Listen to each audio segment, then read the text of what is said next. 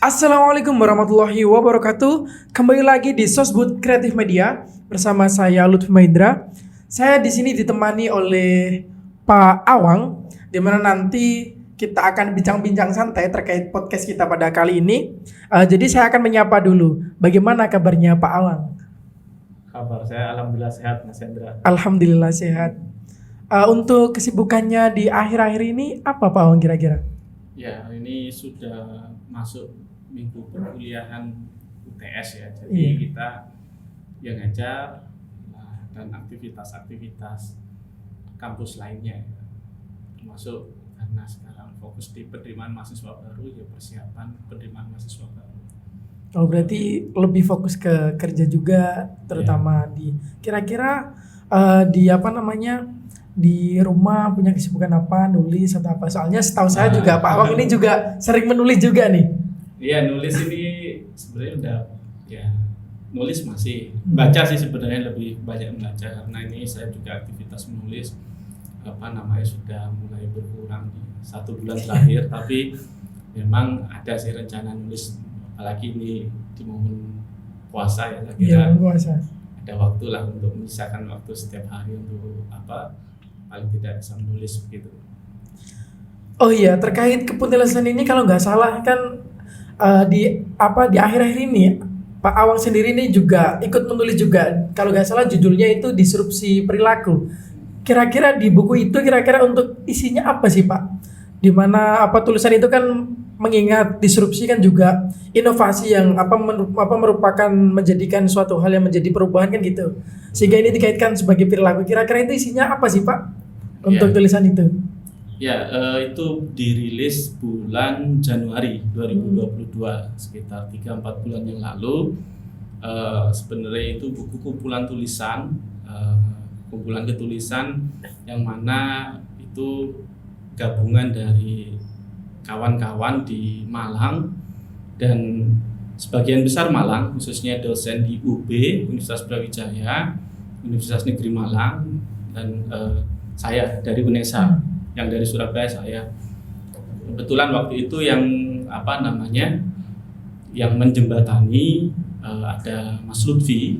Mas Lutfi ini memang memiliki penerbitan besar. Saya kira ini sudah punya nama, Intrans Publishing di Malang. Dan memang di sana itu komunitas organik, tempat berkumpulnya para circle penggiat penggiat anti korupsi. Ada Malang Corruption Watch, terus ada pegiat penulis dan jurnalis Aji Malang, lalu ada biasanya komunitas-komunitas Cipayung, Omek mahasiswa itu kumpulnya di sana.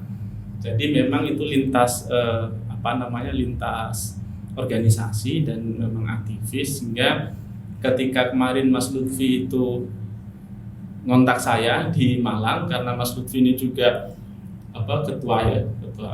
ketua penasihat Malang Corruption Watch dan direktur dari Intrans Publishing. Jadi dia ingin ngumpulin kawan-kawan untuk nulis tentang waktu itu political entrepreneurship. Oh, berarti belum disrupsi gitu Pak ya? Awalnya idenya political entrepreneurship. Terus saya memberikan ide judul tentang disrupsi di tulisan saya. Terus saya tidak tahu, tiba-tiba ide itu dijadikan judul buku dan lebih berbicara, kalau saya tulisan itu berbicara tentang disrupsi teknologi dan pengaruhnya terhadap gerakan politik anak muda di Indonesia, dan ternyata itu menjadi titik awal bukunya menjadi berjudul Disrupsi Perilaku gitu. Jadi pada dasarnya itu isinya rencananya kan mau fokus di politiknya gitu Pak ya, bukan secara disrupsinya kan gitu. Betul. Sehingga dengan usulan Bapak itu menjadi motivasi awal gitu kan, sehingga dijadikan judul buku. Nah, kira-kira berbicara terkait perubahan ya secara inovasi itu, disrupsi itu, kira-kira itu yang dimau ketika menulis itu, bukunya itu secara esensinya itu seperti apa sih untuk menjadi konsumsi? Itu kira-kira seperti apa sih dari isinya itu? Ya.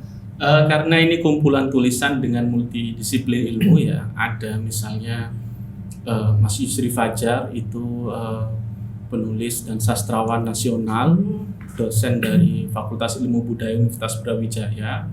Lalu misalnya ada dari latar belakang politik, gitu ya, politik Brawijaya, ada Mas Nuruddin Hadi dari Hukum Universitas Negeri Malang, dan saya dari Ilmu Komunikasi. Terus ada Mas Reddy. Mas Reddy ini pegiat seni musik etnik ya.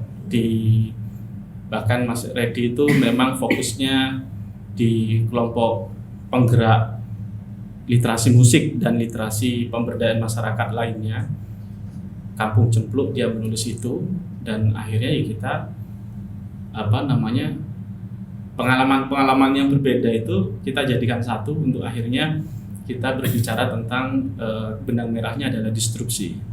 Bagaimana perkembangan, entah itu perkembangan teknologi, perkembangan sosial yang begitu sangat, ya, dinamikanya begitu sangat pesat, tambah lagi pandemi COVID-19, akhirnya dalam kondisi ketidakpastian, kondisi yang sebenarnya kita harus cepat untuk adapt ya, beradaptasi.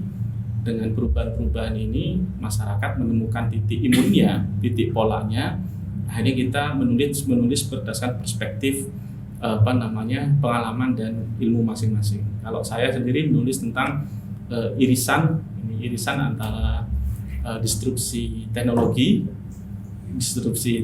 yang berpengaruh terhadap gerakan anak muda, khususnya dalam membentuk political partnership seperti itu.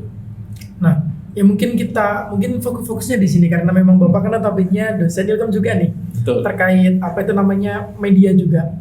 Berbicara terkait disrupsi yang dikaitkan dengan teknologi terutama, di mana kita sebagai pemuda ini juga dituntut untuk responsif juga ketika ada suatu isu atau apapun, di mana kita juga diindahkan dengan banyak sekali teknologi-teknologi yang sudah berkembang. Nah, kira-kira mungkin untuk dari tanggapan Bapak sendiri terkait tulisan Bapak mungkin juga bisa disampaikan juga dulu, dan mungkin barangkali terkait mungkin barangkali dari segi pemuda, apakah di era seperti ini secara pentingnya dan juga secara tugas mahasiswa tugas pemuda sendiri itu kira-kira itu secara respon di media sosial itu seperti apa baiknya gitu Pak kira-kira?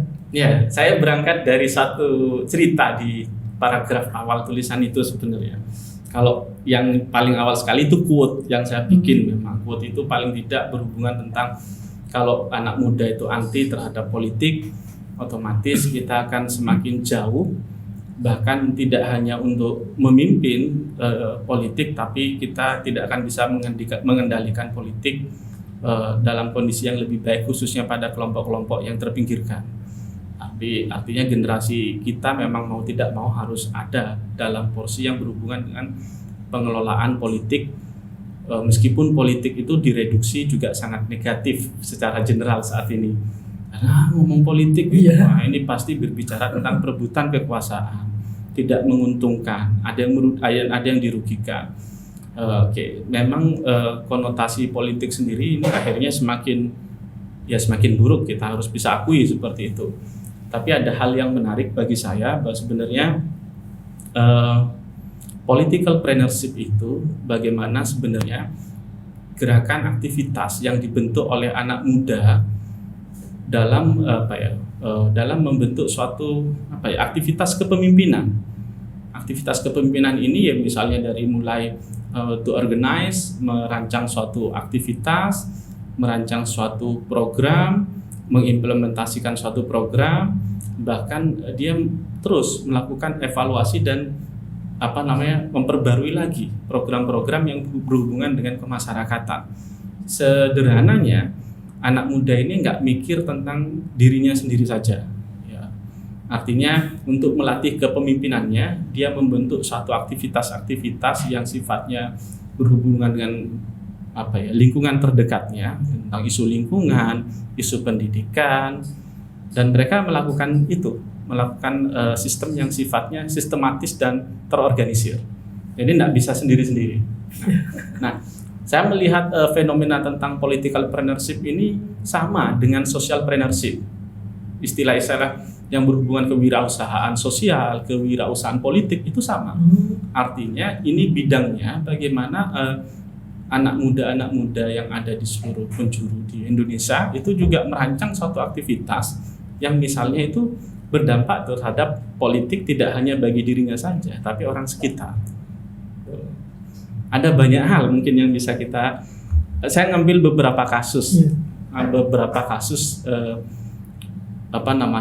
aktivitas kewirausahaan politik di dalam tulisan itu. Nah, saya ambil contoh ya. Saya berangkat misalnya dari kasus yang kemarin deh, 2021 akhir, ada hashtag rame gitu ya, tolak lapor polisi. Oh iya, iya. Rame banget itu. Hashtag sekarang setiap orang berpikir gimana sih bisa bikin viral hashtag dan lain sebagainya. Kalau anak muda ini saya tandai tidak hanya bikin konten yang bisa sekedar viral, tapi bagaimana mereka bikin viral, tapi itu juga bisa merubah kebijakan biar orang tidak dirugikan. Sekali lagi saya bilang ada kelompok yang dirugikan dan ini kelompok terpinggirkan. Misalnya pada kasus tolak lapor polisi, itu kan berangkat dari satu gerakan jurnalisme kemanusiaan dari namanya medianya Multatuli Project.org.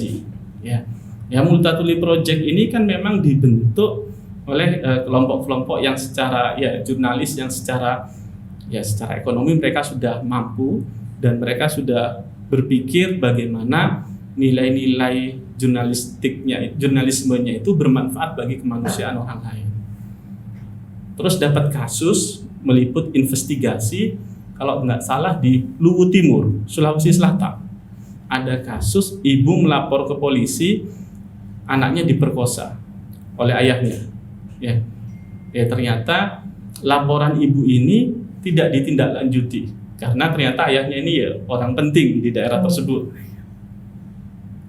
Karena tidak digubris laporan dari ibu ini, selang beberapa bulan aktivis-aktivis di Luwu Timur tidak punya power kuat, sampai akhirnya ada kaca pembesar media, namanya medianya Multatuli Project.org. Ini gabungan jurnalis dari The Jakarta Post, Kompas, yang memang mereka secara rekam jejak bagus dalam mengawal isu-isu kelompok terpinggirkan.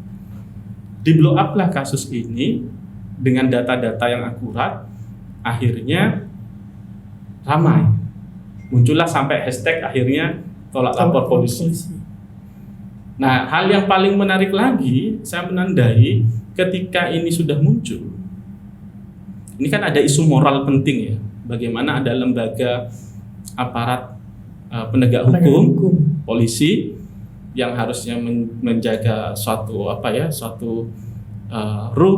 keadilan, tapi akhirnya laporan itu nggak ditindaklanjuti. Itu dianggap mencederai juga dengan tugas polisi sendiri itu sendiri kan? Ya, secara institusi akhirnya ini menjadi citra negatif.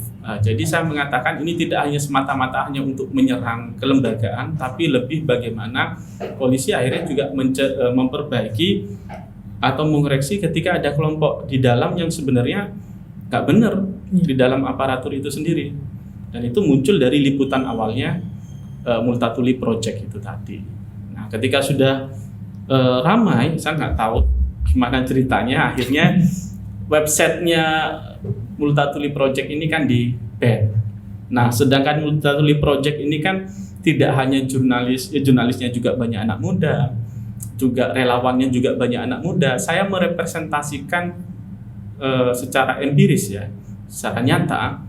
Political entrepreneurship ini dilakukan oleh aktivitas Multatuli Project.org, khususnya ketika mengawal ada ketidakadilan bagi anak yang mengalami pemerkosaan, 3 anak ini oleh ayahnya sendiri. Itu anak kandungnya gitu. Anak kandungnya.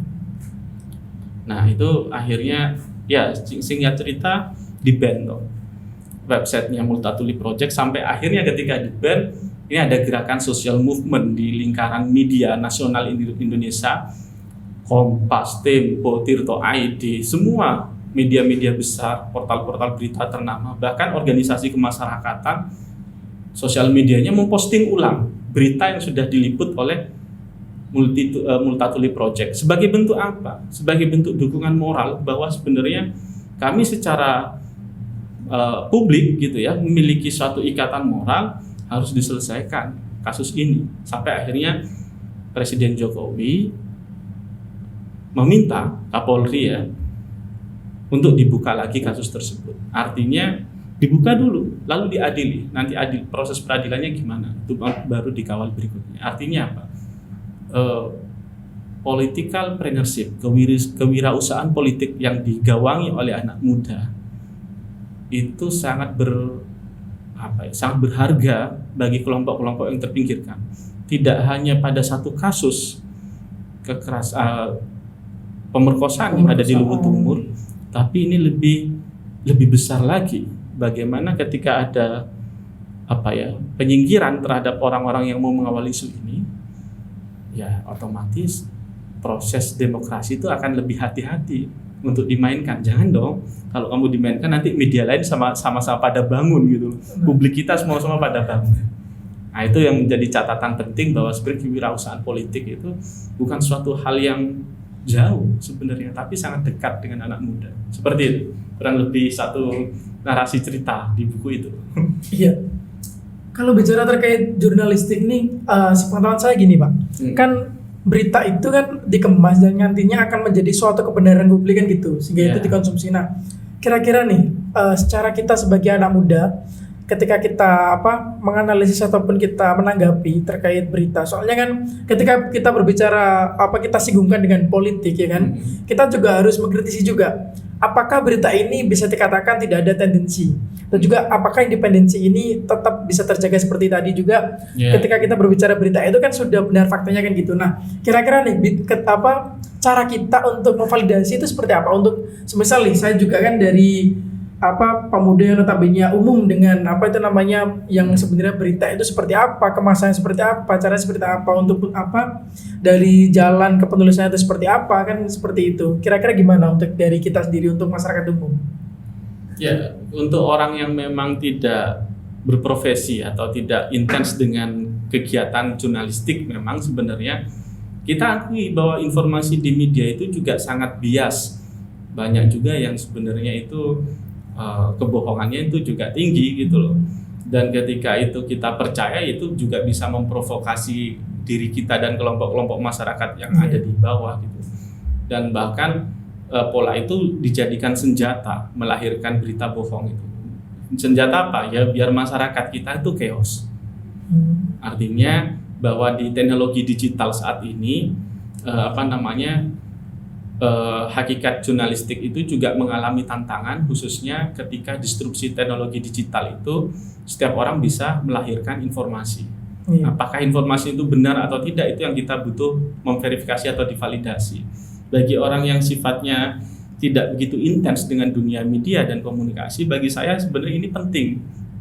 Tipsnya itu begini, bahwa kita nggak mudah untuk ketika dapat berita yang sifatnya judulnya misalnya sangat bombastis gitu ya, kita harus klik dulu apakah informasinya memang beritanya memang seperti itu. Kadang banyak juga clickbait itu judul sama isi tidak nyambung, hanya biar orang itu tertarik dapat akhirnya itu sebagai strategi marketing lah ya, marketing web gitu. Tapi sekali lagi itu juga bahaya. Banyak masyarakat kita itu hanya mengcapture satu sedikit tulisan, padahal sebenarnya juga sepenggal tulisan judul saja, padahal isinya nggak gitu. Karena sekarang ini juga banyak sekali media-media yang sebenarnya dibentuk bukan untuk tujuan jurnalisme, untuk menyampaikan kebenaran, menyampaikan suatu fakta, menyampaikan suatu nilai berita, tapi banyak juga portal-portal website informasi sekarang itu dibuat untuk membuat suatu kegaduhan. Banyak sekali. Tipsnya begini, yang pertama, kalau kita dapat informasi kita harus cross check judul dan isi. Yang kedua, kita bisa meng-cross check lagi dengan portal-portal berita yang lain. Misalnya ada orang ketabrak di depan Ketintang, kampus Ketintang gitu. Ya intinya parah sekali, atau ada kebakaran di depan kampus Ketintang. kita kalau kita ingin tahu kan kita nyamperin. Iya. Nah, Kita itu cross-check kalau kita langsung. di dalam kampus. Iya. Nah, tapi kalau itu tempatnya jauh dari kita, berarti kita harus melakukan apa? Nah, misalnya kita bisa mencari portal berita yang kredibel, terpercaya. Apakah kejadian itu juga muncul di portal-portal berita yang lain? Ketik kata kuncinya, pasang di Google, kita lihat apakah entah itu di media-media ternama itu memang kejadian itu ada. Bisa jadi hanya satu portal berita itu kan. Iya. Itu yang saya katakan perlu divalidasi. Nah, kalau di proses riset penelitian kan ya kita butuh triangulasi data. Kita mencari sumber-sumber lain. Kalau di berita sama begitu. Nah, kalau misalnya judulnya sama, kita klik portal berita itu. Apakah faktanya memang sama? Oh. Nah, itu salah satu sederhananya begitu untuk tentang cross check fakta. Semester. Seperti itu. Paling sederhana begitu, yang paling tahu lagi kalau kita tahu narasumbernya kita. Iya. Seperti itu. Oke, berarti pada intinya adalah kita jangan hanya percaya dengan satu media, apalagi itu cuma di-up dalam satu berita kan gitu Pak ya. Nah, jadi mungkin gini sih Pak, berbicara terkait disrupsi. Nah, disrupsi ini pasti akan memberikan suatu dampak yang sangat signifikan juga nih. Nah, kira-kira dari pemikiran dari segi politik juga kan itu tadi, dari segi perilaku juga kan. Nah, perilaku politik seperti apa sih Pak yang dimana notabene kita ya kan, kita sebagai pemuda ya kan, kita sebagai pemuda pada saat ini untuk cara kita menyikapi dalam segi untuk media saat ini kan memang mengejarkan seperti salah satunya contoh ketika ada statement berbicara terkait pengunduran pemilu dan lain sebagainya seperti itu. Apakah itu bisa dikatakan trust isu yang memang bisa dijadikan fakta ataupun cuma statement salah satu orang yang dijadikan berita oleh ya kita berbicara terkait jurnalistik ya mungkin barangkali ada salah satu media ataupun beberapa media yang memang itu menggencarkan sehingga itu menjadi suatu hegemoni di mana itu bisa menyebabkan chaos kan seperti itu. Kan memang pada faktanya sekarang ini banyak sekali dari kita terutama para pemuda juga sangat menanggapi juga terkait itu. Nah, setahu saya juga itu kan terkait itu pun kan masih sekedar statement juga kan, belum memang benar-benar diketokkan gitu. Kira-kira itu memang dari jurnalistik pada dasarnya itu memberikan informasi seperti itu dengan nilai seperti apa kalau kita menilik dari segi kebenaran. Itu gimana Pak kira-kira? Ya kalau jurnalistik itu memang harus mengandung objektivitas, mengandung fakta, mengandung kebenaran, mengandung nilai-nilai berita. Kalau itu tidak ada, sekedar opini itu bukan berita. Itu ya berarti masuk kolom opini sebenarnya. Entah itu kolom opini pakar atau non pakar. Yang banyak mungkin non pakar ini yang banyak muncul. Misalnya di postingan-postingan sosial media, status dan lain sebagainya. Kadang itu yang menjadi problem bahwa sebenarnya ada bias di ranah teknologi, disrupsi teknologi digital saat ini. Kita mencampur adukkan antara fakta dan opini itu tadi. Kadang yang sebenarnya itu statement yang hanya opini umum saja, tapi itu dijadikan analisis fakta berita. Padahal fakta berita itu ya harus ada kejadiannya dan itu sumber A-nya A1 bukan dari sumber kesekian. Nah, itu kalau sumber kesekian berarti ya opini. Nah ini yang akhirnya kita kadang terjebak dalam membaca berita. Yang kita baca itu bukan sumber berita yang jelas, tapi kita terjebak dalam opini. Repotnya ada yang opini sifatnya itu ujaran kebencian. Nah itu yang kadang kita terprovokasi. Itu yang menurut saya bahwa teknologi digital itu punya dua wajah. Di sisi lain yang sifatnya positif saya contohkan di kasus multatuliproject.org dan lain-lainnya. Tapi di sisi lain wajahnya yang sifatnya merugikan, teknologi itu bisa jadi ketika menjebak kita dalam hoax, ujaran kebencian dan lain sebagainya itu tadi. Jadi ya satu paket saya katakan disrupsi teknologi digital itu membuat kita itu harus benar-benar memahaminya ya dua sisi itu, nggak bisa satu sisi tadi. Tapi ini ada catatan penting, bagaimana tadi pertanyaan misalnya anak muda ketika harus bisa hidup di tengah-tengah teknologi digital. Nah, saya berangkatnya begini di tulisan itu sebenarnya. Saya nggak bisa memasang asumsi anak muda itu misalnya 10 atau 20 tahun yang lalu ataupun lebih gitu ya.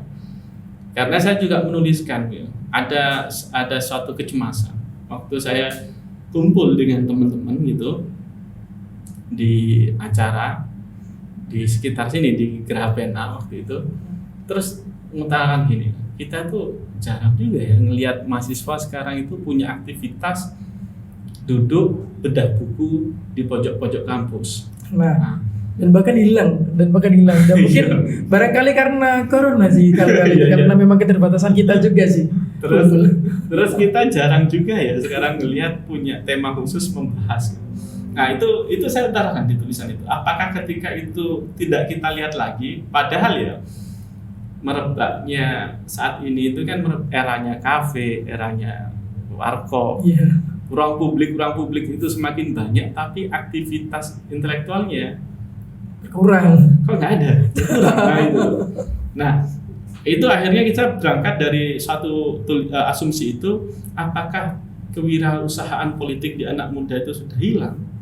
Nah, terus saya menceritakan bagaimana disrupsi teknologi digital itu punya wajahnya sendiri. Contohnya seperti sekarang. Nah, pertemuan itu didiseminasikan, diperluas lagi ide itu dengan cara podcast. Atau tapi saya nggak menulis konsep podcast ini. Tapi saya menulis di tulisan itu begini. Ingat kasus Gejayan memanggil, #Gejayan memanggil.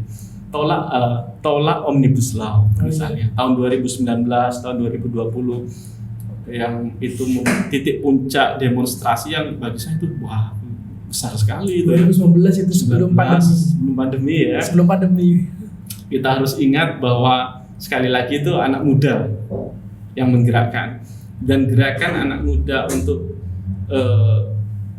kontrol pada suatu policy kebijakan itu tidak hanya dengan perjumpaan di warung kopi, tapi ternyata sudah termediasi dengan hashtag tadi, termediasi dengan teknologi digital.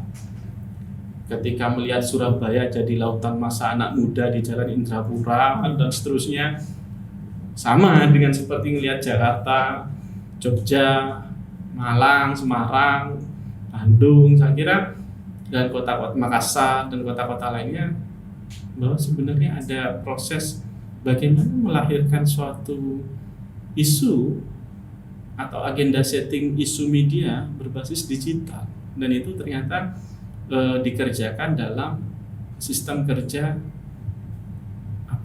desain teknologi aktivasi media digital. Itu misalnya mulai #tolak Omnibus Law, terus dan tadi saya sebut itu Gejayan memanggil, itu kan titik kumpul demonstrasinya di Jogja, namanya Gejayan memanggil itu ya.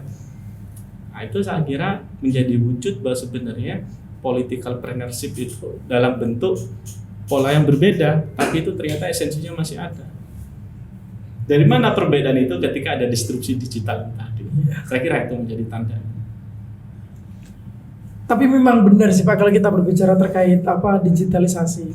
Sehingga kemarin juga kita di sisi lain kita juga turun ke jalan, begitupun kita menggencarkan tagar waktu itu pada saat menolak Omnibus Law itu, sehingga dari tataran mulai dari daerah sampai ke pusat pun juga ikut turun gitu. Sehingga permasalahan itu pun cepat kebaca dan juga masyarakat pun juga tahu. Sehingga apa yang kita lakukan juga tahu kan seperti itu. Sehingga itu menjadi suatu kebenaran publik kan gitu. Maka dari itu sebenarnya kalau saya sendiri sampai detik ini pun juga merasa kebingungan ketika kita berbicara terkait media jurnalistik di mana itu dikaitkan dengan singgungan politik. Karena memang sebenarnya pada dasarnya kan memang jurnalistik itu sendiri kan memang diharuskan untuk independen juga, dan juga memberikan berita berdasarkan fakta kan juga seperti itu. Maka dari itu kan disrupsi ini juga kan menjadi suatu tantangan juga, terutama bagi kita pemuda. Bahkan ketika kita berbicara berita, saya pun juga dapat membuat berita, entah itu menggunakan media sosial apapun kan gitu, terlepas itu memang menjadi tulisan yang dimuat ke berita kan seperti itu. Nah, kira-kira nih Pak, ketika kita dimudahkan dengan media seperti ini, bijaknya kita itu seperti apa? Soalnya memang dari segi pemuda terkadang seperti ini. pemuda itu terkadang sok tahu akan politik sehingga dengan mudahnya langsung mengetik, menulis dan bahkan itu terkadang memberikan suatu hujatan kan seperti itu sehingga menjadi suatu polemik juga kan ini terkait apa konsumsi kita terkait media itu. Mungkin barangkali dari segi polemik itu kan ini menjadi suatu digital kan sebenarnya kan baik, ada positifnya dan juga buruknya. Nah, kira-kira cara pemanfaatan secara kita untuk sedikit belajar terkait pemanfaatan itu, karena memang sekarang ini kan memang maraknya juga dan bahkan sampai dibuatkan UU terkait UU ITE kan itu sehingga itu juga membatasi. Nah, kira-kira cara kita untuk menanggapi hal seperti itu seperti apa, Pak? Soalnya kan memang dari UU ITE itu sendiri kalau kita memang nggak benar-benar mengetahui, seolah-olah ketika kita ngomong atau apapun itu salah gitu sehingga kita itu merasa ada payung hukum yang mengikatkan seperti itu. Sehingga kira-kira menurut pandangan jurnalistik ketika menulis ya kan agar itu sesuai ataupun kita sendiri. Jadi ketika kita menulis apapun itu tidak salah persepsi terkait UU itu. Mungkin kira-kira gimana? Oke, saya kembali ke konsep dasar manusia. Konsep dasar manusia itu kan sebenarnya ketika punya kemampuan baca indera itu salah satunya adalah ya menyampaikan atau lisan, melihat, mengamati, mendengar atau menyimak. Nah, kadang kita lebih banyak dominan untuk menyampaikan secara lisan. Padahal ada media lain, yaitu tulisan. Dalam konsep jurnalistik media konvensional sekalipun, kekuatan tulisan itu kuat karena berdasarkan seperti riset ya, berdasarkan fakta, data, dan kemampuan analisis. Nah, kemampuan analisis ini yang saya kira pada dasarnya mahasiswa itu harus membiasakan kalau orang itu menulis otomatis satu paket dengan membaca dan diskusinya. Gitu. Nah, orang ketika itu menulis berita itu memang perlu kehati-hatian khususnya bagaimana diperkuat dengan data dan fakta, tidak dengan sekedar asumsi saja. Nah, artinya ada data, ada fakta, ada analisis itu bagus. Tapi kalau sekedar analisis tapi tidak ada pijakan analisis itu, karena kan kita beda ya. Kalau mahasiswa ini kan sudah mengenyam pendidikan secara konsep teori itu tahu. Nah, jadi ketika menyampaikan asumsi ataupun analisis harusnya ada pijakannya. Nah, itu yang akan menjadi lebih kuat secara tulisan, misalnya itu opini akan lebih kuat secara ilmiah. Meskipun itu ilmiah populer lah kalau dalam opini, tidak murni ansi seperti skripsi, itu kan benar-benar ilmiah gitu. Nah, ini yang perlu dicermati ya oleh bahwa sebenarnya ketika kita menulis itu satu paket. Karena kemampuan jurnalistik itu kemampuan untuk sebenar-benarnya itu ingin tahu, skeptis, tetapi itu juga mengejar data dan fakta. Seperti kita meneliti ya seperti itu, kita harus menanyakan terus menerus apa ya begini, apa ya masa begini ya, itu skeptis ya. Jadi ya ketika itu kita harus mencari tahu diimbangi dengan data dan fakta itu tadi. Nah, kemampuan data fakta itu kan bisa didapat dengan membaca, mendengarkan, menyimak, mencari tahu dengan cara-cara investigasi itu tadi. Nah, ini yang menurut saya memang harus komplit gitu loh. Dan saya kira ya itu basic dan itu menjadi tidak hanya mahasiswa, siapapun ya. Meskipun peluangnya sih mahasiswa lebih punya kans karena mahasiswa ruang lingkup akademiknya lebih terbentuk karena itu di perguruan tinggi. Jadi kalau misalnya produk jurnalistik itu dipertanyakan, pertama kepentingannya apa itu ditulis, otomatis ada banyak konflik kepentingan dong. Mau tulis begitu karena ada yang menekan atau karena kepentingan dia ingin dapat apa posisi atau bisa jadi karena tidak ada kompetensi itu tadi. Kompetensi itu dibentuk dari yang saya sebutkan tadi itu, skeptis, bisa menulis, membaca, diskusi, dan satu paket di situ. Saya kira itu. Oke. Nah, mungkin barangkali dari segi bincang kita pada podcast Sosbud Kreatif Media pada kali ini Semoga ini bisa menjadi suatu informasi baru lah bagi pemuda-pemuda maupun mahasiswa dan juga khalayak umum lah yang akan melihat podcast kita pada kali ini. Jadi mungkin barangkali untuk diskusi kita kali ini bisa kita akhiri. Jadi mungkin barangkali dari Pak Awang sendiri untuk bisa memberikan closing statement ataupun motivasi nih untuk para pemuda atau yang melihat podcast kita pada kali ini. Oke, sulit sekali bisa memahami politik dalam kondisi menurut saya orang kadang ya anti ada politik gitu ya, hanya kelompok tertentu. Karena politik itu sekarang juga banyak sekali dipahami karena ya untuk kepentingan kelompok kecil saja atau individu saja. Nah, yang perlu menjadi catatan penting memang ketika kita semakin jauh terhadap politik dan tidak ada aktivitas kewirausahaan politik dari anak muda, maka momentum-momentum itu akhirnya akan diisi oleh kelompok yang ya pragmatis, berpikirnya ketika di politiknya hanya untung rugi saja. Iya.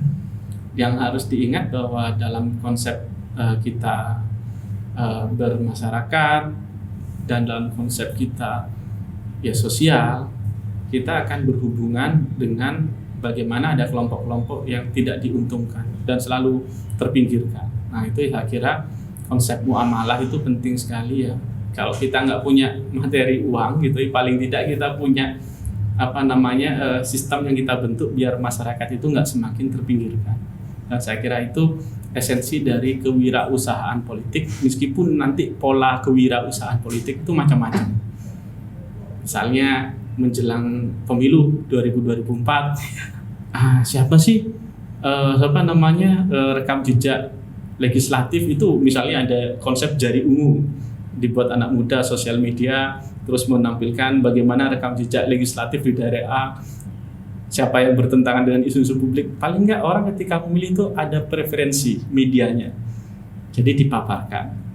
Nah, pola-pola menghidupkan informasi bagi publik yang berhubungan dengan tema politik saya kira itu masih sangat minim. Anak muda masih bisa mengambil ruang itu, dan saya kira penting sekali akhirnya publik semakin tahu. Terima kasih. Oke, terima kasih Pak Awang atas statementnya. Jadi di akhir terima kasih, barangkali kita bisa kita akhiri Pak Awang untuk pertemuan kita pada kali ini. Jadi silakan kembali ke Sosbud Kreatif Media. Kita akan kembali lagi di Sosbud Kreatif Media berikutnya. Jadi dari kita akhiri, kurang lebihnya mohon maaf. Wassalamualaikum warahmatullahi wabarakatuh.